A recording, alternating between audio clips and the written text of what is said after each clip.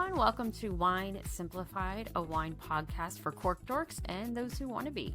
I am your host, Carrie, also known as Winecita. That is the name of my blog and website. I am a WSET Level 3 certified wine educator with a background in education and a passion for all things vino.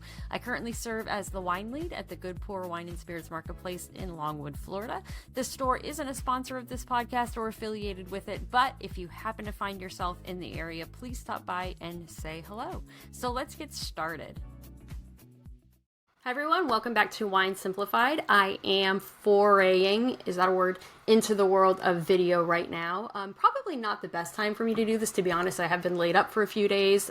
My foot is currently up as we speak, but I decided, you know what, no time better than the present. This is just how unfussy I'm going to be. Sorry for any clutter in the back, but I wanted to maybe do this by video and give it a try. I am going to be using some notes, so if you see me looking down, I'm not even going to hide the fact that I am using some notes. I always use notes just because I like to be prepared and make sure that I'm giving you the best information possible. But today we are foraying into the world of full-bodied red wine. So last week I talked about light and medium body reds. Today we're going into full-bodied reds. I don't want to belabor the idea of body too much right now, just because I have done it quite a bit these last few episodes. So when we talk about full-bodied, we're going to be thinking about 2% cream on your palate, so that really rich, big mouthfeel. So if you're ever having a big bold red and whoa, this is a lot, you know, it's not something you can sip easily on its own. That is a full-bodied red wine.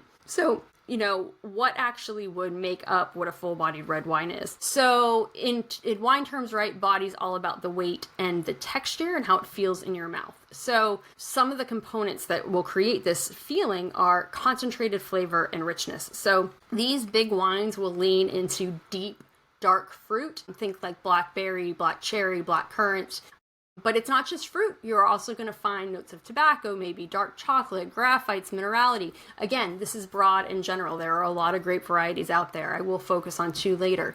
But then we have tannins and structures. So this is a huge one. A dominant tannin in the wine is going to create fullness. So tannins are those phenolic compounds found primarily in the grape's skins, seeds, and stems. Kind of the seeds are also known as pips, so you might hear pips thrown around.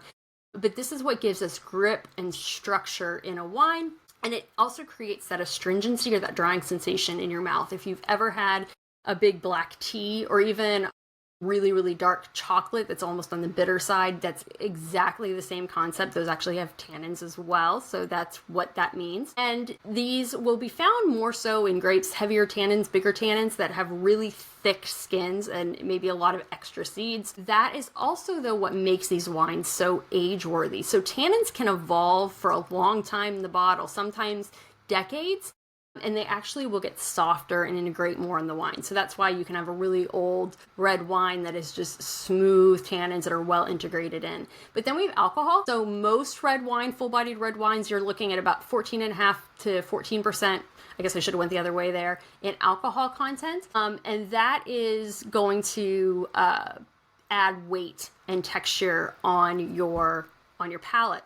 Bigger grapes that have more sugar, is going to equal more alcohol. So that's how you can get to that 14.5 and 15% alcohol. If you want to know by sight how you can figure out what the alcohol content is, even it won't be exact, but if you're swirling your wine and you see the legs of the wine, with those tiers kind of, you know, as the wine settles back down and you see what's going on the side of the glass, a lot of people will say that is indicative of quality of a wine. It's not.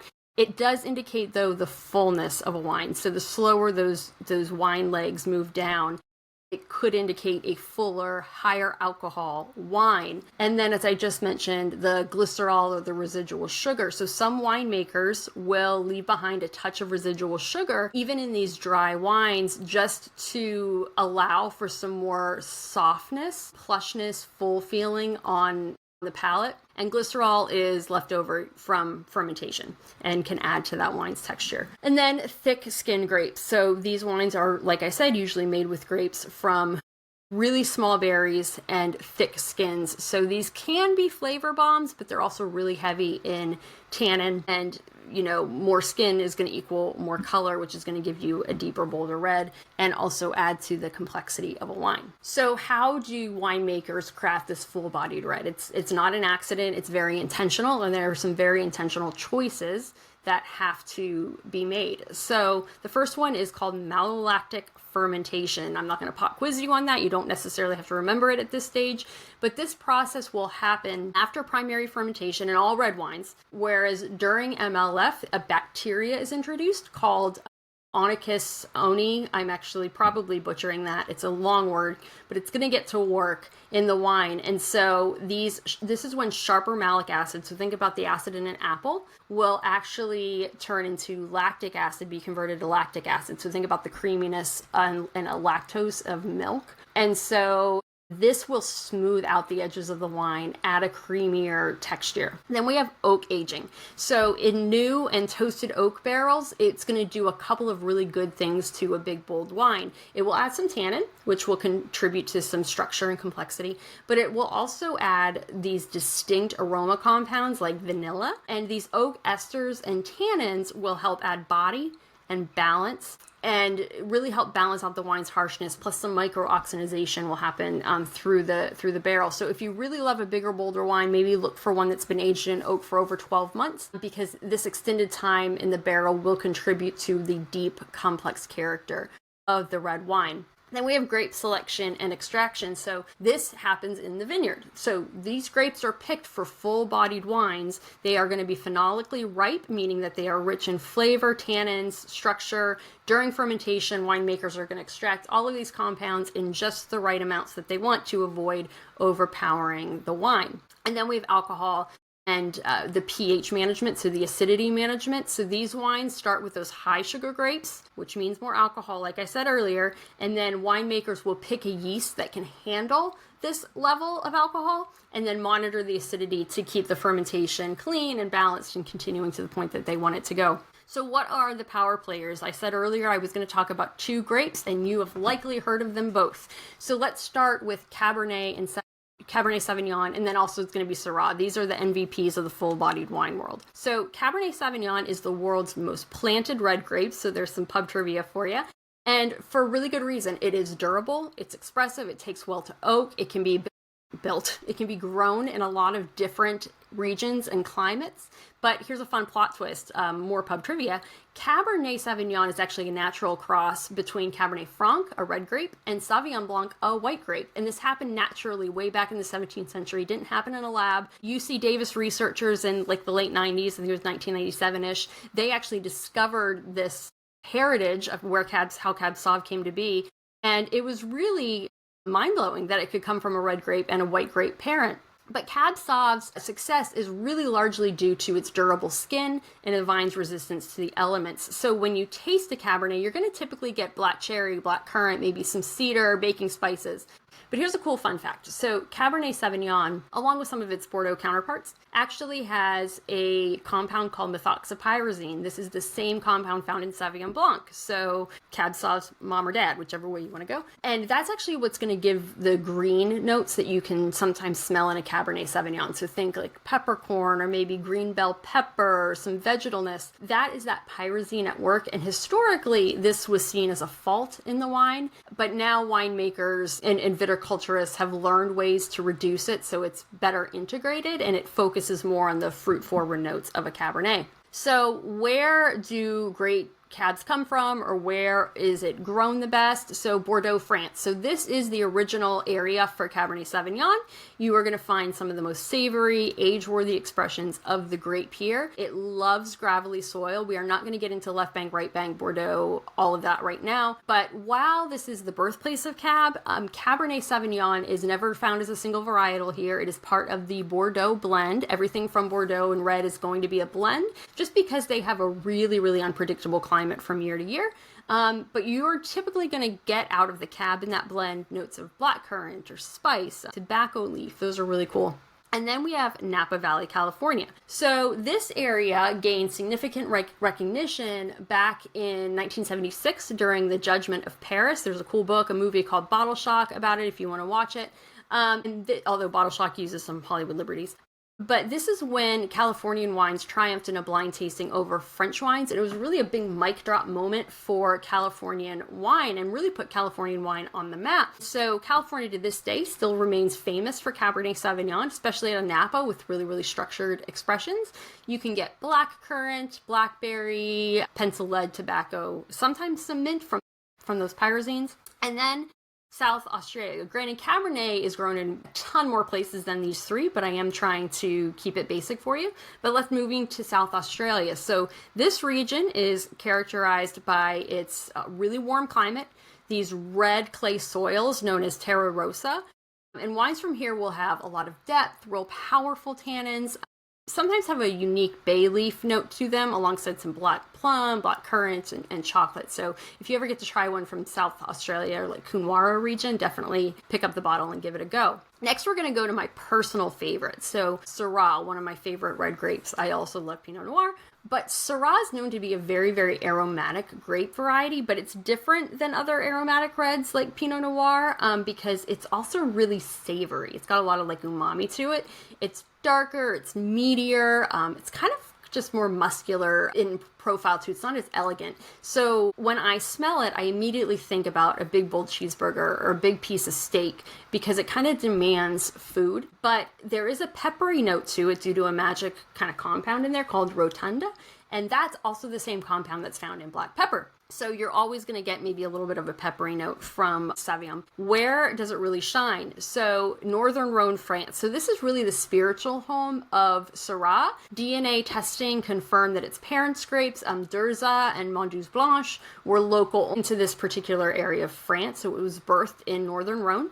And Northern Rhone is really steep hillsides, lots of granite and narrow valley. And it is the solo red grape that's used in the major appellations there in the Northern Rhone. Then we have Australia, where it's called Shiraz. So Syrah is really famous now in Australia. It was a huge marketing success for them in the late 1980s.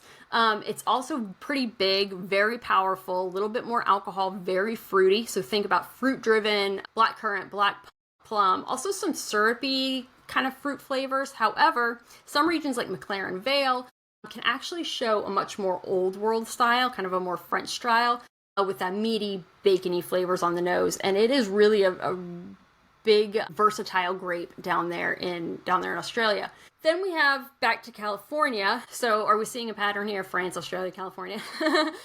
California, cool climate regions like Santa Barbara County. So California is a really good place to grow Syrah in these cooler climates. So they will scream, black pepper, smoke and meat from places like, Santa Maria Valley, Santa Barbara, and they will have some intense pepper notes and tannins with a little bit less overt fruitiness that you get out of those kind of Australian styles. A lot of times Syrah is confused with Shiraz. They are not different grapes. They are the same grapes, but Syrah tends to be called Syrah. Again, this is general, not across the board. Winemakers can actually call it whatever they want. But in the bigger, bolder styles, it's typically called Shiraz, like Australia, and then Syrah if it has more of an old world style to it, like they do out of France. But if Cab and Syrah are the MVPs, there are definitely some other full-bodied grapes. If you see it on your shelf at your local wine store to give a try. Petite Sirah, often blended with maybe some other grapes, Petit Verdot or Cab or Merlot. But these have a Petite Sirah has really intense color, high tannins. You get maybe some blue fruit, like blueberries, and black plum. And then Malbec. Malbec, especially out of Argentina, can be very, very jammy. And so some people even think, it maybe is a little bit sweet, but it actually is just a really rich, big grape. Real fruit forward, spice, a touch of smokiness. Love, love, love a good Malbec, especially from the Google Valley or Mendoza. And then Tannat. So a lot of people haven't heard of Tannat. Typically actually out of Uruguay. Sometimes southern France or southwest France has Tannat, but Tannat has massive tannins. This is a big grape. It is exceptionally age-worthy. I just had one the other day from 2017 and it still had, years to go. It was delicious, but it still had years to go. And this age-worthiness is due to its just incredibly high tannin. And some sources actually suggest that Tannat has antioxidant levels about 3 times more than a bar of dark chocolate. So there you go. You can, tell that to your doctor. It is still an alcoholic beverage, so consume wisely. Then we have more or Monastrell. So it's kind of like Syrah, Shiraz. It's the same grape called two different things depending on where you are. This is a very meaty, earthy, rustic red wine. Zinfandel. Love Zinfandel, also Primitivo out of Italy. But Zinfandel is going to be bold and jammy, higher alcohol, maybe some sweet spice, goes great with barbecue. Tempranillo. So this is Spain's big red grape. I like to say it's Tempranillo is, Spain looking at California and saying, here, I see you. I see your cab and I'm going to show you a Tempranillo. It is leathery, dried cherry and spice, and especially in Spain and Rioja, depending on the different levels. So there's Joven and Crianza and Gran Reserva and Reserva. It will have different levels of oak aging as well, which adds to the bigness and the boldness of that. Then we have some Grenache, bright fruit, high alcohol, and herby spice. But Grenache is great. It's fantastic on its own. It's a great blending grape. You can also make rosé out of it. And then if you want to travel to Italy, Nebbiolo and Sangiovese. So this is, typically used in Barolo and Brunello, respectively. These are elegant but powerful, powerful red wines that are worth, aging in your cellar and savoring. But once you've picked your bottle, now what do? So you're going to want to still serve these slightly cooler than room temp. 60 to 68 degrees is the sweet spot. That's Fahrenheit. However, I don't use a thermometer. Maybe pop it in the fridge for 15 minutes, but I will also drink mine at just room temperature right out of the bottle. But use a big glass. So big Bordeaux glass will give those aromas room to shine and breathe and open up. As far as decanting goes, I'm lazy. I don't want to create more dishes. So if you don't have a decanter, not a big deal. I love seeing a wine evolve in my glass, even a big bold red. And I won't decant much at home. However, the maybe proper way is that most full-bodied reds will improve with some decanting. So 30 minutes to an hour, letting them breathe, letting them get a little bit of oxygen will help soften those tannins, really enhance complex aromas. So if you're having guests over and want to impress them, maybe pull the cork and decant it for an hour or so if you have a big red. But these wines are really not sipping wines. You can. I know people that do.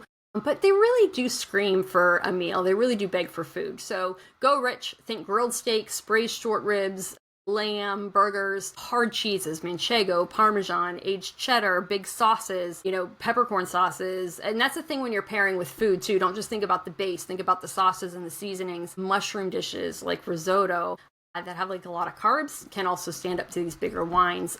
Anything real gamey too, beef Wellington, duck roast. These are just not really going to be ideal for your solo sipping porch wines in the middle of 110 degree weather in Florida, but they go great with bigger, bolder foods. So that is my full-bodied red wines in a nutshell.